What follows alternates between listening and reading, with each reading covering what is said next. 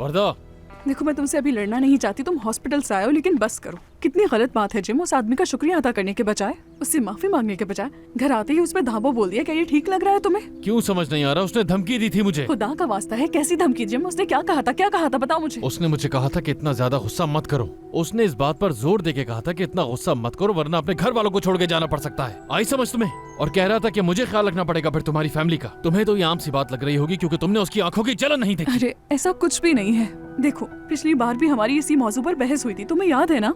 तुम सब कुछ जानते हो, तुम्हारी तबीयत खराब हो सकती है। एक शख्स मेरी बीवी को बेहुदा कपड़े दे रहा है, मैं गुस्सा भी न करूं। उस ड्रेस का वैसे भी मैंने कुछ नहीं करना था। भाड़ में जाए वो। जिम तुम्हें क्या हो गया है? कैसे समझाऊं कि तुम्हारे इस रवैये से मुझे कितनी तकलीफ होती है। अगर उस दिन तुम इस बात को ना बढ़ाते तो शायद ये सब कुछ हुआ ही ना होता। मैं तुमसे मोहब्बत करती हूँ, तुम्हें मालूम है ना? यानी मैं तुम्हारे इस गुस्से को तुम्हारी जलन समझती रही इतने सालों से, लेकिन अब ये तुम्हारी जलन तुम्हारी जान के दुश्मन बन रही है। बात को समझो मेरी। देखो मेरी जान, तुम गलत मतलब निकाल रही हो मेरी बात का। तुम उस बगैरत शख्स को जानती नहीं हो।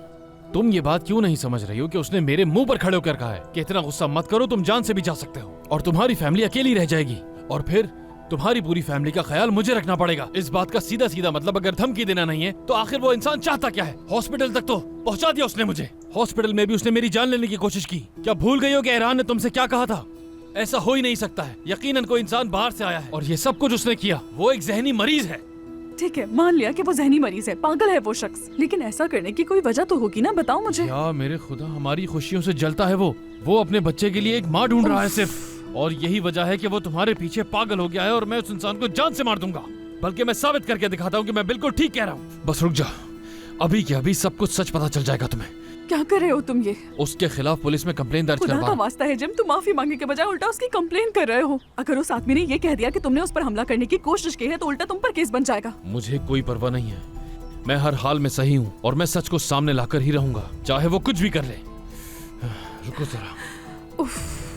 हेलो, मैं जे मोल्गन बात कर रहा हूँ। मुझे आपको एक शिकायत दर्ज करवानी है। किस हवाले से?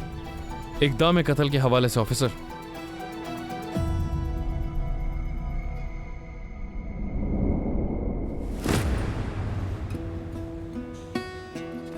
पुराने जिम टीचर तो हमें बहुत तंग करते थे। टीचर यास्मीन बहुत अच्छी है, हर चीज तरीके से समझाती है।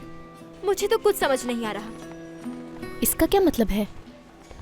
अरे इसका मतलब है कि हर बात को बहुत डिटेल से समझाती है, बिल्कुल तुम्हारी तरह। तो क्या मैं भी ऐसी हूँ? बिल्कुल, और इसके साथ साथ तुम दिल की भी बहुत अच्छी हो। तो फिर तुम भी बहुत अच्छी हो। Hi fi. टच नहीं करती मैं। भूल गई थी। चलो क्लास के लिए देर हो रही है। ठीक है। मेरा बैग कहाँ गया? मैंने अपना बैग यहीं रखा था। अच्छा, वो अब नहीं पुरसुकून हो जाओ। है। खो गया मेरा बैग। यहाँ से कौन ले जा सकता है? गुम गया मेरा बैग। कोई बात नहीं, तुम नया बैग ले लेना।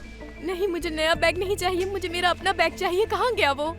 मुझे अपना बैग ढूंढना है, मेरा बैग नहीं खो सकता। रुक जाओ, ढूंढ रही हूँ। मेरा बैग खो गया है कहीं।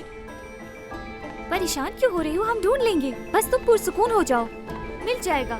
मेरा बैग खो गया।